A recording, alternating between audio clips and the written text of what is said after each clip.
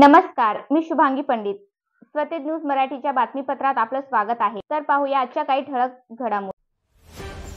आज आषाढी एकादशी निमित्त तरोड्यातील ज्येष्ठ नागरिक सतीश देशमुख यांनी विठुरायाची पूजा करून विठुराया चरणी अशी प्रार्थना केली आहे की शेतकऱ्यांवरती येणारे संकट हे दूर व्हावे, त्यांच्या शेतीमालाला चांगलाच भाव मिळावा. हे विठुराया चरणी साकडे घातले असून आषाढी एकादशी निमित्त त्यांनी सर्व भाविक भक्तांना आषाढी एकादशीच्या शुभेच्छा देखील दिल्या. आज आषाढी एकादशी निमित्त सर्व भाविक भक्तांना हार्दिक शुभेच्छा.